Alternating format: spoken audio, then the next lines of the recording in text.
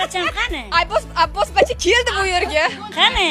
Abbos bacha bugun charchagan ekan, mana aytishyapti. Kayfiyatlar zo'r. Assalomu rahmat hozir. Abbos bacha uchun mana shu ko'rsatuvni ko'rasizlarmi? Qanday endi? Ikkovlaringiz uchun ham ko'ramiz. Abbos bachani nimasini yaxshi ko'rasiz aynan? Bu Abbosning gaplari chiroyli, o'zi ham chiroyli. Men Abbos bachani yaxshi ko'raman. Munchalar zo'rsan deganlarini.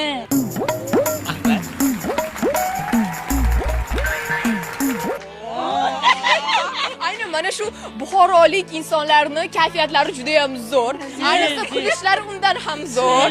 Bu endi qanday qilib mana shunday samimiyatni, mehrni o'zingizlarga juda ham ko'p olgansizlar.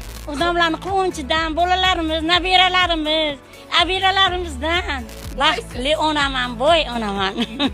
Aynan sizga o'xshab boy ona bo'lib yurish uchun nima qilish kerak? Baxtli yashash kerak, kulib yashash kerak. O'ynab yashash kerak. Men faqat o'ynab yashayman. Mana shunday bujonlarimiz ko'paysin. Azizlar, agar kulayotganlarni sezayotgan bo'lsanglar, Saida Rametova aktrisamiz, ustozimizning ovozlariga juda xuddi eshakchimanda. Voy, qoyil lekin azizlar, mana shunday zo'r atmosfera bizda bo'lyapti.